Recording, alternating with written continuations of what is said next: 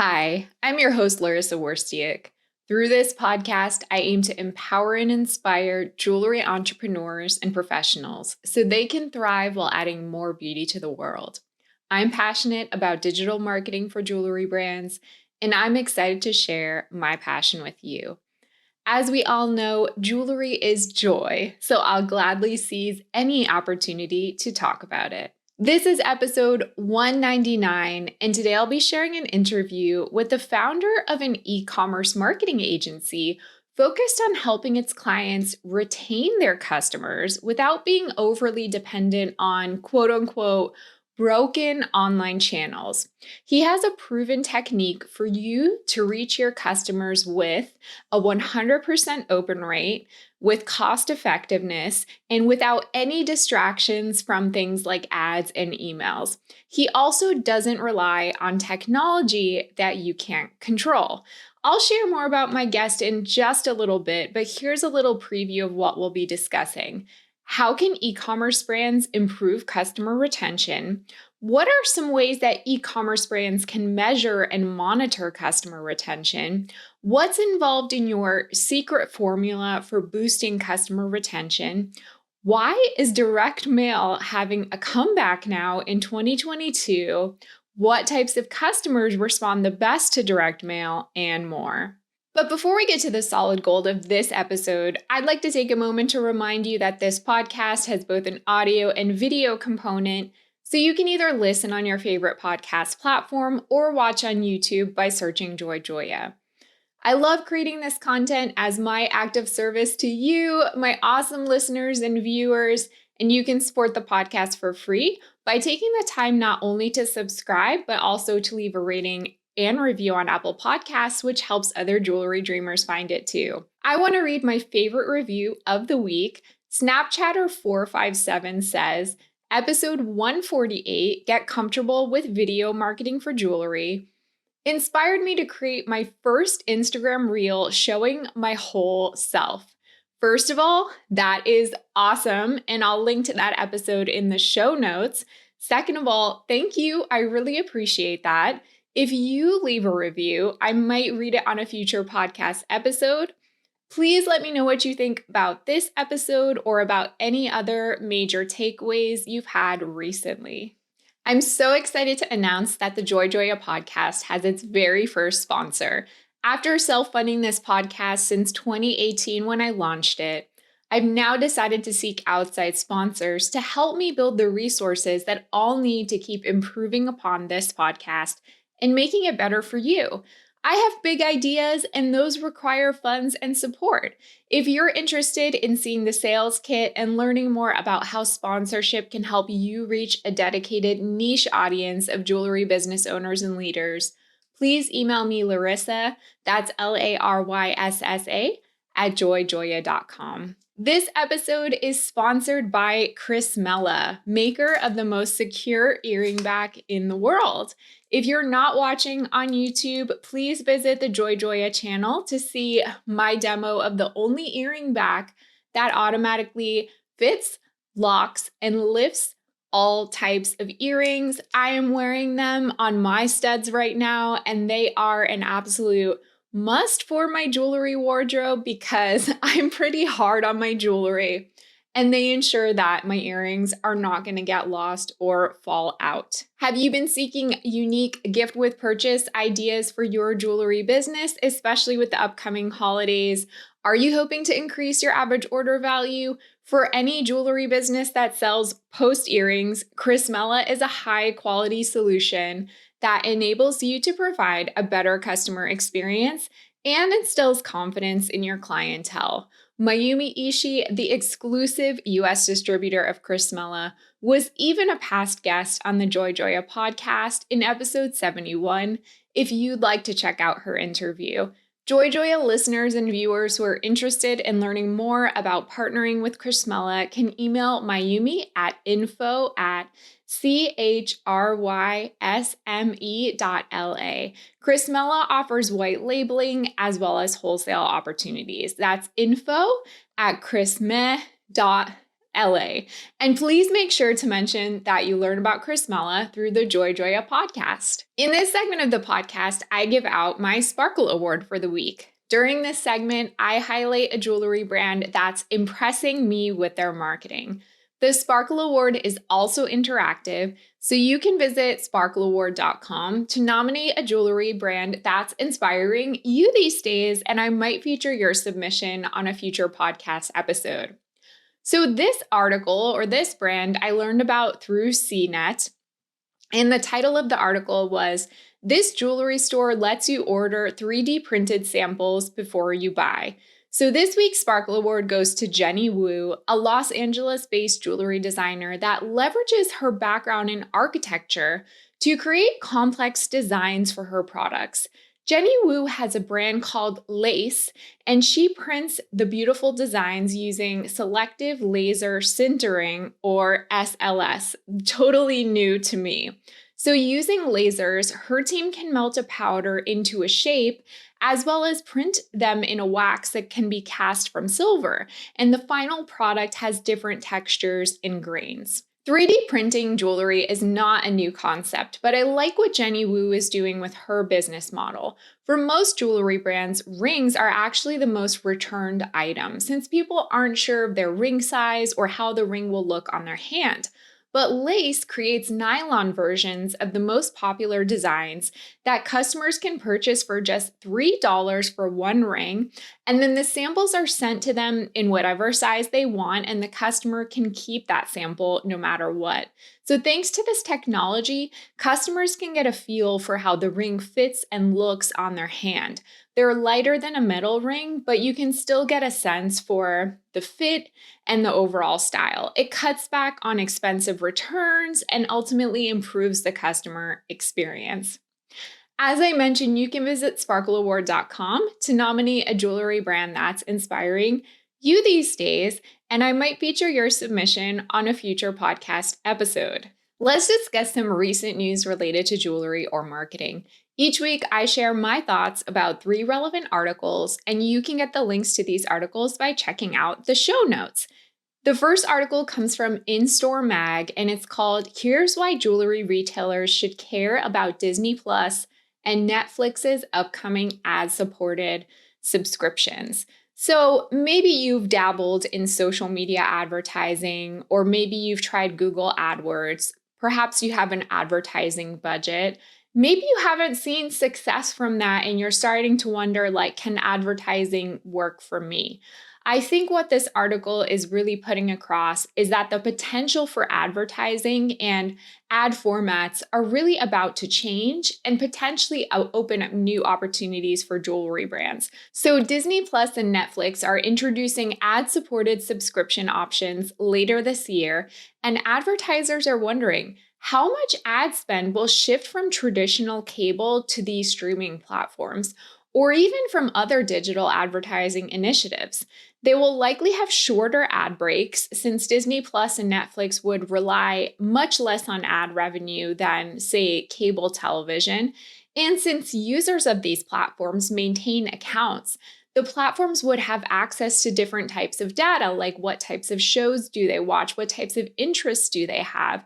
And this could potentially help brands who choose to advertise on these platforms have a more personalized and relevant ad experience. This is a really great quote from the article.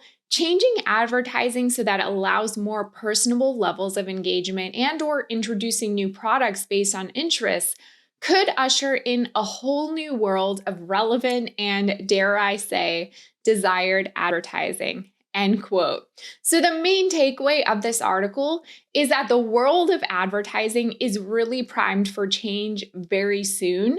And even if you've tried advertising in the past and it hasn't worked for you, I would say don't fully discount it, because advertising, ad formats, modes of advertising are always changing. And I think that they're about to change very much very soon. The next article comes from this publication called Passion Fruit, which I never heard of before, but I really liked this article. So it's called "Pinterest's Invite-Only Platform Shuffles is Gen Z's New Favorite App." Shuffles is the latest app from Pinterest. It was first introduced on the App Store in August, and in just a few weeks, it has garnered mass popularity among Gen Z users. But right now, just so you know, it's invite only, so not everyone can join. But I think there's a lot of potential here, and it's a really cool app. So it's a collaging that connects your Pinterest account, and it allows you to create collages using pins on your boards. You can also search for pictures, add pictures from your camera roll, or use pre-made cutouts. So similar to TikTok, there's a For You page on this app, and it becomes more refined as the algorithm gets to know you and the more that you use it. If you remember the days of Polyvore, then you'll be really familiar with this Shuffles app because it kind of borrows a lot of features from there. It's really inspiring its users to connect over mutual interests and artistic likes. And I think the cool thing about this new direction that Pinterest is going in is it's less, at least right now, it seems like it's less about ego and showing off and more about people creatively collaborating and just being inspired by each other. So my main takeaway from this article, I'm not sure how brands will end up utilizing this platform or if they'll really be able to, but it kind of seems like a home run for jewelry brands, especially for brands who back in the day would utilize Polyvore for like mood boards or outfit inspiration. So I think there's a lot of potential here with Shuffles. And then the last article comes from Retail Brew, and it's called For Luxury Brands, Resale is Almost an Inevitability. So apparel brands, you've probably noticed, are really starting to embrace resale as part of their strategy. This is a great quote from the article. The bulk of luxury retail goes through consignment shops or digital marketplaces like The Vault, The RealReal, and Hardly Ever Worn. Though some luxury brands like Oscar de la Renta are launching their own in-house resale sites. Secondhand is expected to grow 126% into a $218 billion industry by 2026, according to ThredUp's latest resale report. 74% of retail executives are now more willing to offer resale to their customers, up 14% from 2020. Luxury retail is just a matter of time, says Sasha Skoda, who's the head of merchandising at The RealReal. So what is the main takeaway of this article? I would say ask yourself, is there a way that you can incorporate this into your jewelry brand's business strategy? When you kind of let go of resale and allow other vendors to sell your products on the resale market, it really takes brand storytelling, the power of brand storytelling away from you because you no longer have control over it. Perhaps the person reselling your product doesn't even know anything about your product, and so you just lose that control. I would really recommend, if you're interested in this, to go back to my interview with Tammy Cohen because we talk a lot about valuation and how important brand story is to valuation, and that gets even more amplified when a product is being resold on a place like eBay or The RealReal or something of that nature. So this is a really important thing to keep in mind. For more information about any of these articles, please check out the links provided in the show notes. So as I mentioned earlier, my guest today is an e-commerce marketing expert who specializes in customer retention. Leo Plebani first entered the world of e-commerce when he was hired as an online sales manager for a large Italian company based in New York.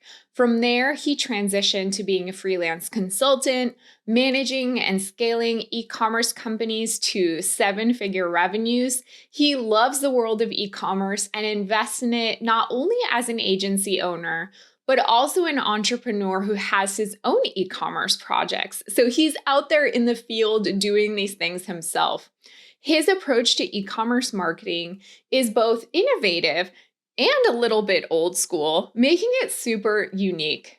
Without further delay, let's chat with Leo. So, Leo, tell our listeners and viewers a little bit about your business, D2C Gang. What is it all about? Yeah. So first of all, thank you for having me on the show. DTC Gang is just the name of my agency, where we basically help other businesses to grow their online channel, specifically the e-commerce. And so DTC, because we are focused on DTC brands, so direct to consumers. Yeah, and that's basically what we do. We mainly operate in the US market, and even though we have other business, like not in the US but like in Italy, because as you may tell by my accent, I'm from Italy. And so DTC Gang is just the agency where we manage and grow e-commerces, which it can be either like somebody else's business or it can be our e-commerce. So that's what it means. How did you first get into e-commerce, and how did your career path evolve since then? Yeah. So first of all, I've always been passionate about business since I was young. I remember like friends were like passionate about soccer or football or sports. I was never like interested in anything but business. So I was reading business books, and um, and so I had a pretty clear mind since I was young on what I wanted to do. I wanted to own my own business. I wanted to do business. And so I studied in Italy in a college where I studied economy and commerce, which is kind of business administration in the US. After college, I got a job offer in New York City. And actually, back then I was like, I will never work for somebody else. The only reason why I'm gonna work for somebody is that I'm gonna work in New York City, have an office where I can see the Empire State Building. And I don't know what happened, or how it happened, but it became true. So I got this job offer. I moved to New York. I had an office at the 21st floor, and I was just in front of the Empire State Building. So I kind of a dream came true. And so I moved to New York in 2014, and then I worked in this company for 5 years. And then in 2019, I decided to leave the company and my job, and I actually started two businesses. First, I started the agency, which back then was not really an agency. It was just me being a freelancer and helping mostly other Italian companies in the US grow their online channel with Amazon and the e-commerce. And I also opened an e-commerce in Italy, where we basically is still active. It's called Jerry America, and we sell American food in Italy. And we have the whole operation warehouse. It's going. Yeah, and then since 2019, basically I've been on my own, doing my own projects online, and loving it. What's the most popular American food that you sell in Italy? The best seller is the M&M's cookies.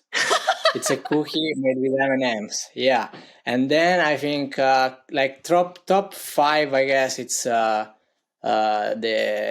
cherry Coke, because they don't have cherry Coke in Italy. They have just the regular Coke.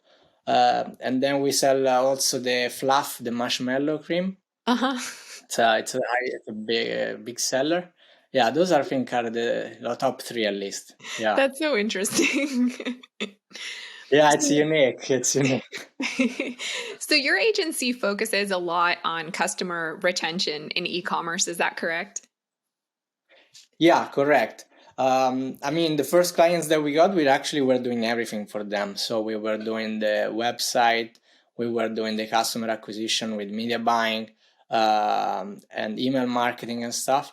But lately, we have been really focused more on the retention part of the e-commerce. Yeah.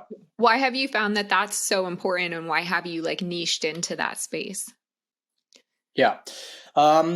It's important, I think, now more than ever, just because of the whole online marketing ecosystem is changing so much, especially after the iOS 14.5 update, where basically we saw that the cost of the cost of acquisition was going up. The overall marketing spend was not as efficient as it used to be.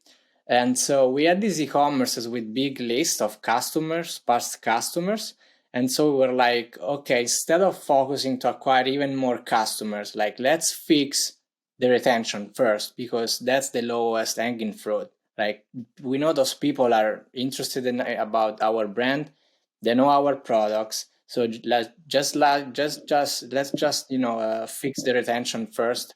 And so that's what we've been trying to do with the agency.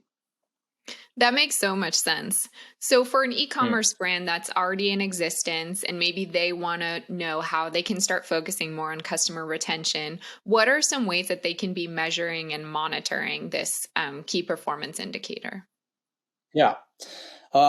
So just let me go back very quickly to the first question, because I think there are some statistics that are interesting to say. So in general, for example, 44% of businesses focus on customer acquisition, while only 18% focus on retention. And even though the probability of selling to an existing customer is like 60 to 70%, while the probability of selling to a new customer is between 5 and 20%. So you already see there that that's why the lower hanging fruit is in retention.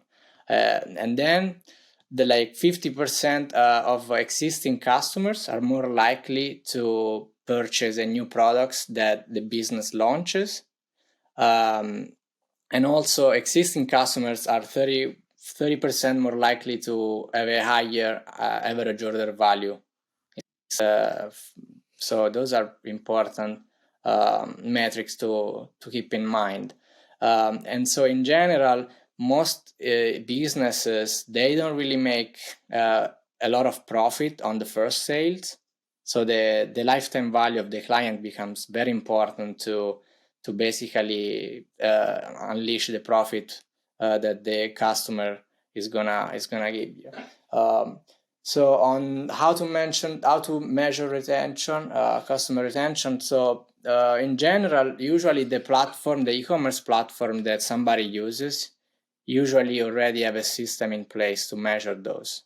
Is like we work mostly with Shopify, so you just have to go to your dashboard and check the returning customer rate metric. That's where you see what percentage of the customers in the specific period came back.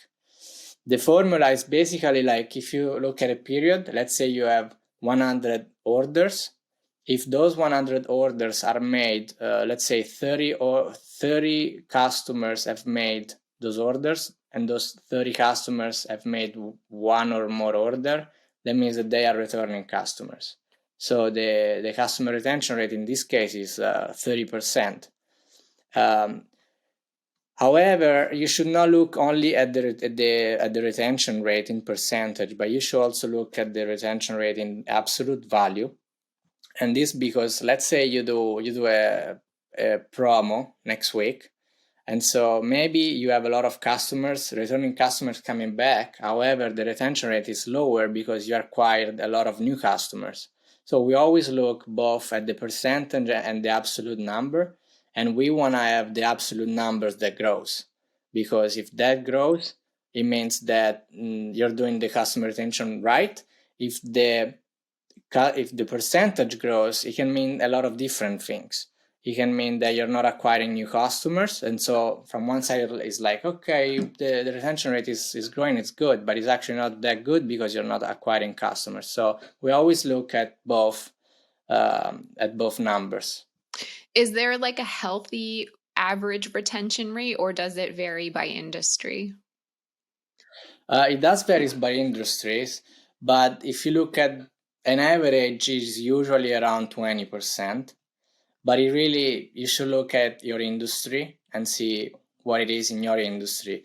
Just to make an example, if somebody is selling supplement, it's probably going to be higher than 20%. If somebody is selling TVs, it's probably less, just because the time between purchase is much higher for TVs than on supplement. And so you always have to look at your own industry and see what the numbers are there. And you can search online by industry type And then eventually, I think with time, you start to get a feeling on what the numbers should look like. Yeah, I'm not sure in the jewelry industry off the top of my head what the benchmark would be, but I imagine that even in the jewelry industry, there are a lot of different price points. I would imagine that for a Mm-hmm. lower priced product, it would be easier to have a higher retention rate than for somebody selling like multiple $1,000 pieces. Yeah, like for example, if you sell like the engagement ring, Mhm. only engagement rings, maybe it should be lower than somebody selling, I don't know, necklace or everyday jewelry. Yeah, So that you have makes a to lot of sense. about that. Yeah. So, for listeners and viewers that are sold on this idea that customer retention is important, what would be the first steps in trying to develop this strategy to increase the customer retention rate? Yeah. I mean, what we do, we usually start by analyzing where the business is at the present moment. And so we want to look at we're going to like dive deeper into the numbers. And then the next thing, we want to set some goals and we want to see what's the absolute returning customer rate uh, is going to be like. So let's say we're like, okay, last month we had 40 clients coming back, and next month we want to have 50 clients coming back. So we have a goal, and then from there we start to think, okay, how can we do that? What are some specific strategies that we can implement, looking at the different channels and that we can implement and reach the goal. So yeah, first thing I think is understand where you're now, set some goal, and then come up with strategies. Like for example, um you'll have to understand the customer lifetime cycle, and what are the touch points that they have with your brand. So let's say somebody places an order today. What are the next marketing messages that we're going to send to them, and how can we improve them to make more convincing for them to come back, and so we can reach the goal for the next month, for example. um, then I will look into segmentation, which is really important, and make sure that you speak to each segment the way you're supposed to speak with them. Just to make you an example, right? So if you have a segment of the customer that places one order, you should communicate with them in a different way than if you have a segment of customer that place more than 4 orders, right? Because those people know you, know your brand, they've been back, and so they're more like, think of it like as you have a physical store where you sell bread, and you have somebody that comes in for the first time, so you may have a different attitude versus somebody that comes in every day, and you know their first name, they know the whole family, and so you may be engaged with a different conversation with them versus the first time customers. That's a great analogy. I like that a lot. Yeah. So I know that your agency uses a mix of different types of mediums to engage these customer touch points like email marketing, direct mail, strategic inserts. Can you talk a little bit more about why it's important to have this mix and what that means or looks like? Yeah. So first of all, in business in general, the enemy number one is actually the number one. So you don't want to rely on one thing. You don't want to rely on one marketing channel, on one client, on one supplier. So the retention marketing system that we use always relies on multiple channels, but we always think of the customers and all the channels and how each one is interacting with the client. For example, on the line we use email marketing, we use SMS, we use notification, and then of course we use social media like Facebook ads, etc. And on the offline, we use mostly direct mail, which is a new channel that we actually implemented in Q4 of last year and is giving us great results. And we also look at inserts. By inserts, we mean the things that we put inside the package that we're going to ship to them. Yeah, maybe I can explain it a little bit more. Basically, the first thing for us is, like, as I mentioned before, segmenting the customers. So as I mentioned, like orders equals 1 versus orders equal 4, and then understand what are all the messages that we send to them. So for example, for the order equals 1, we have a post-purchase flow between emails and SMS that goes out for 15 days. And then we may have a win-back campaign that goes out on day 45. And so we are looking at that, and we're also looking at how can we implement other channels on top of that. So how can we maybe send some notification, and most importantly, lately, how can we send them some postcards, some direct mail? So let's say that the communication ends on day 60. We may have something in place for day 80 to day 365 mostly, with postcards. And so you map out the whole marketing message that you're gonna send out, and you also try to make it as most cost efficiently as you can. Just because in general, for example, email marketing is cheaper than sending a physical direct mail piece. So we want to try to make the second sale with the emails. And so when we can't, then we implement the direct mail. Or another thing that we look at are inserts, which I think is one of the channels that people don't really look at. And it's the one that makes the most sense to us, because we are paying for the shipping to send those products to the customers. And so we want to make the experience as good as we can. And we want to make sure that we do everything in our power to, get them back, or get them to do something that we want to do. For example, let's say you have a loyalty program on your e-commerce, and what you can do, for example, is segment people that are registered versus people that are not registered. And to people that are not registered, you can insert a piece of paper, a flyer, a postcard in the box saying, hey, I see you're not registered to our loyalty program. Make sure you register now, because you're going to lose points. It's free. It only takes 2 minutes. Point this QR code with the camera and go back and sign up now. Or for example, let's say we have a plan for people to come back a second time. So if orders equals 1, we're going to put another piece of paper inside saying, hey, thank you for your first order. We really appreciate new business, this kind of stuff. And then you can say like, hey, we have a special gift for all the people that place a second order within 30 days. So make sure you come back, And then, of course, when you have the order equals 2, then you put the gift in. So you have to have the backend in place to actually maintain your promises. Yeah. Mm-hmm.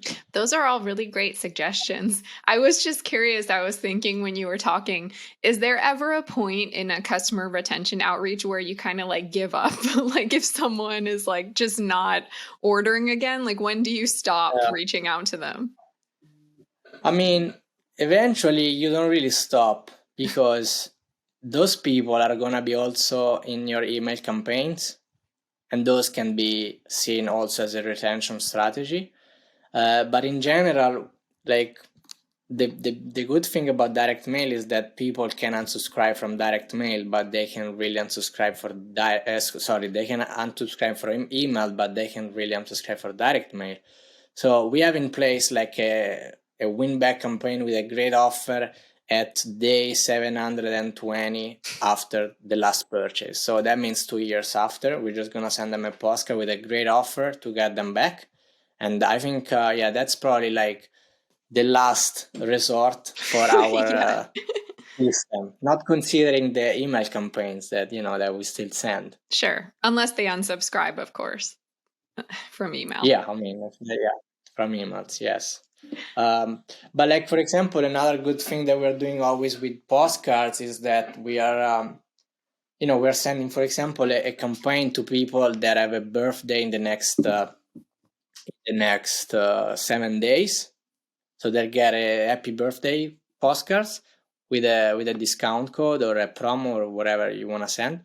And those really work because, people don't really get happy birthday postcards from brands, mostly from maybe friends, So Yeah, that's some definitely. ideas. I feel like there was a period of time, maybe like 8 to 10 years ago, when I was getting a lot of happy birthday postcards from brands, especially those that I was in like VIP or like frequent customer. And then for some reason, I noticed that stopped for a very long period of time. I wonder if people were Mm. focusing more on email and SMS. But I think what you're saying is it's really making a comeback in the last 2 years. Yeah. Yeah, I mean, direct mail, I don't think it's making a comeback yet, but I think it's eventually going to. Hmm.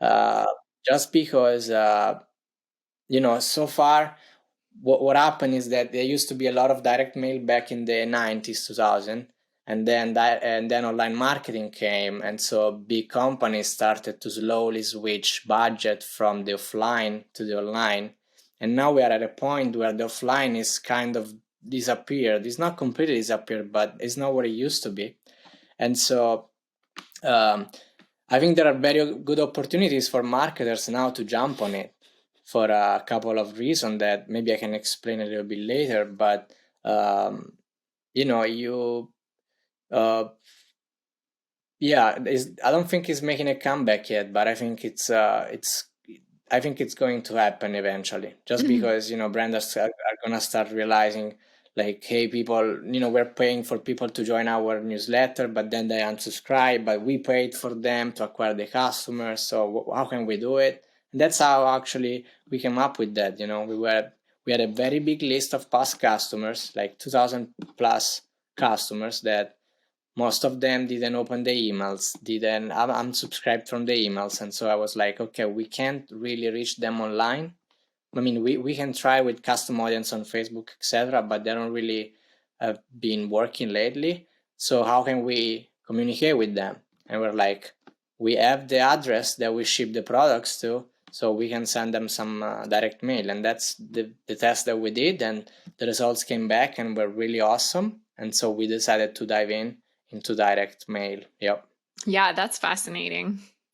Are there certain types of customers who respond better to direct mail than others, or does it really work across all demographics? Um, Okay, so first of all, we are using direct mail for past customers, so people that have purchased, and for cart abandoned, so people that haven't interested but haven't completed the order. And of course, the lower you go to the funnel, the better the results usually. While for customer acquisition, I don't think direct mail is still as effective as the online channel. So we're only using it for direct mail. In general, what we saw, and this makes sense, is that the more people have like engaged with you in terms of number of orders, the more effective the campaigns are gonna be. So, for example, a great segment to test is like people that have purchased more than 4 times, but haven't purchased in the last 180 days. So those we've seen, like, even with a very small discount, a lot of people just come back because they are loyal customers, and they just need maybe a little push instead of a big promo to come back.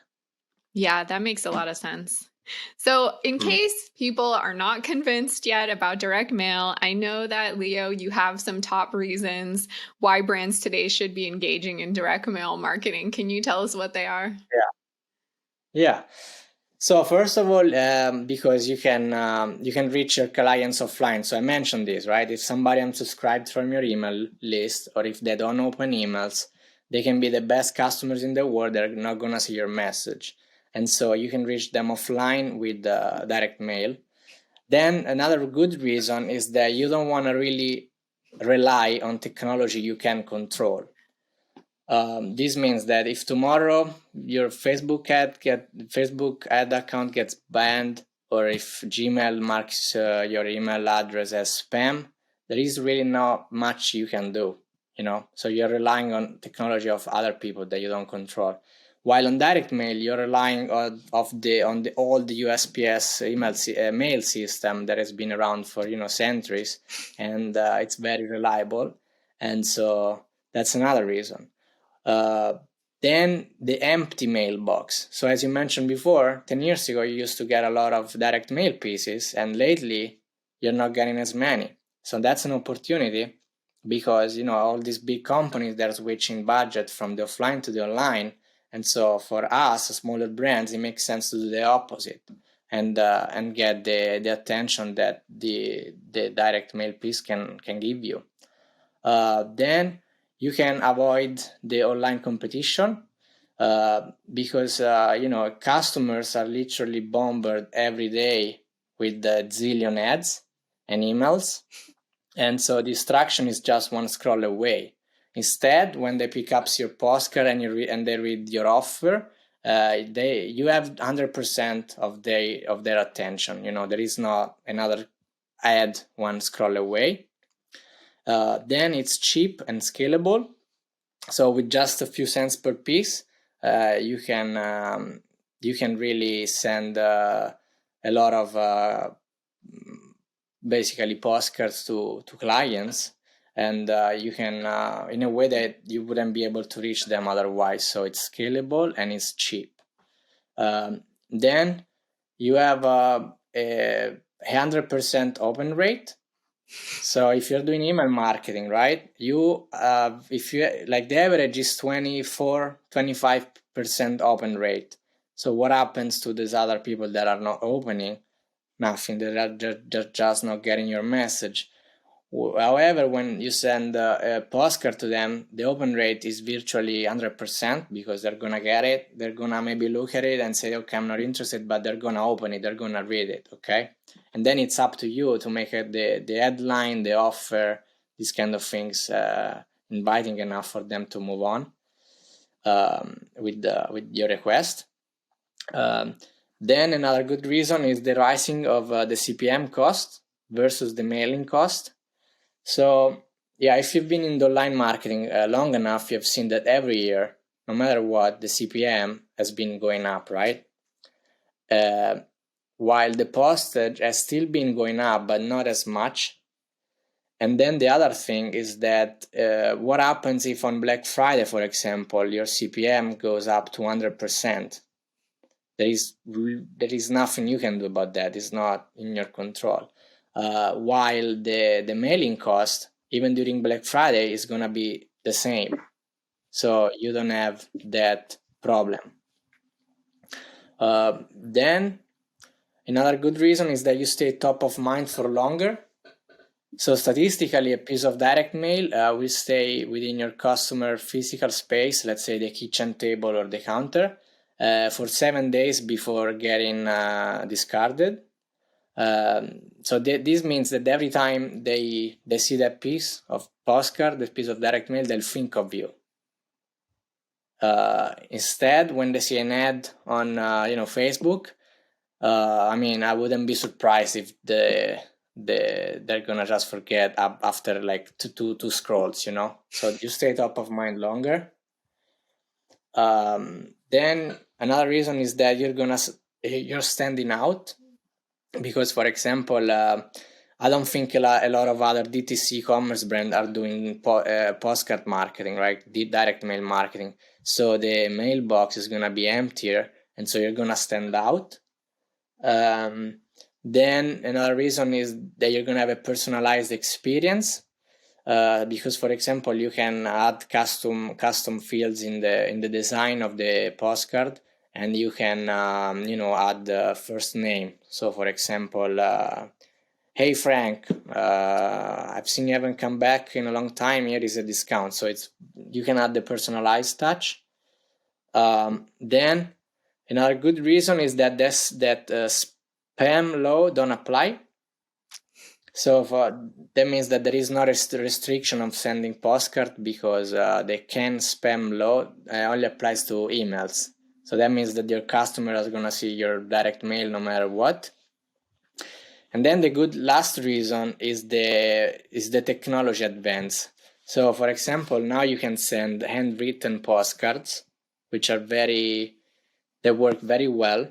Basically, there is a robot, that is using a pen to write a direct mail piece. So the feeling is like the person brought it. And so that's a cool thing that we've been testing and is working very, very well. Yeah, So I those had are like actually real on a cases. past episode a founder of one of those companies that does handwritten cards. So I'll have to link that in the show notes too, because it's really interesting technology. Um, Yeah. Yeah, I for example, we're using the handwritten notes on different occasions, but I can mention two. One is first time customers. If they have an average order value that makes sense for us, then we're just gonna send the handwritten cards saying, "Hey, thank you, welcome to the family." It makes the difference. And then like VIP customers that haven't been back for a long time, you send them the written postcards. It's nice. Yeah, definitely. One thing that I really like what you said about the CPM and how it can change at different times of the year. And so basically that refers to like the cost of advertising for people who don't know that. And I think it's so relevant for the listeners and viewers because in jewelry there are definitely times of the year where there's a heavier order volume, especially like Black Friday, like you said, at around certain holidays where the competition just gets so high that those costs do fluctuate. And I never even thought about that with mail. It just stays the same all the time. So Yeah. it's not dependent on demand or anything like that. Yeah, you're right. And plus, the reason why CPM are going up is because all those big companies are switching budget, from the offline to the online. So eventually they're gonna keep going up.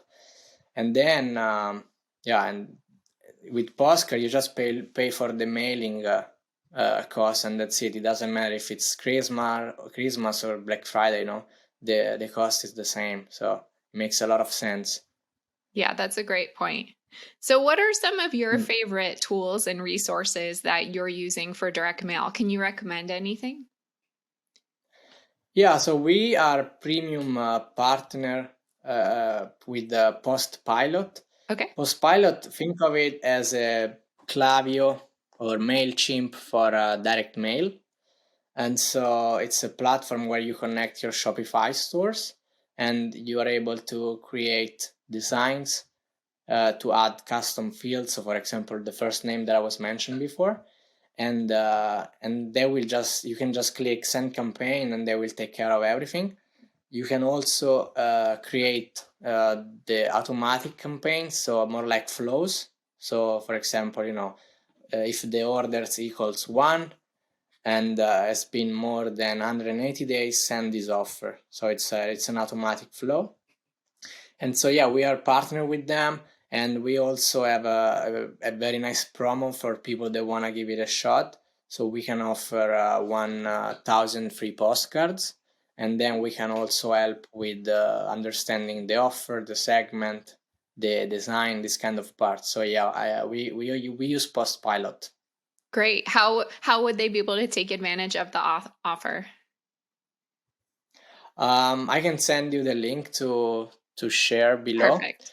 but or they can just reach out to me, and I can make it happen for them. Great. So I'll put all that information in the notes for everyone too, so they could take advantage of it. Yeah, thanks. So I learned so much about customer retention and direct mail today. It was super interesting to hear about your experience and what you do with clients. So I really appreciate you sharing all that. Tell me, Leo, what's coming up with you and your business on the horizon? What are you excited about?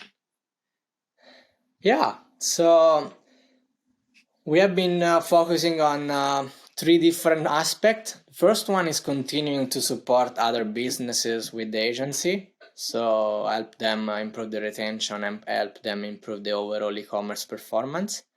Then we have been focusing on launching new brands for our own e-commerce. And then I've also been looking into e-commerce acquisition lately because I've seen that there are a lot of opportunities out there to just get an e-commerce that is doing good, but it's not probably doing everything, and help acquire the e-commerce and implement all the things that we know how to do, and own the business. So those are three things that we're looking at right now. That sounds really exciting. Yeah, we'll see how it goes.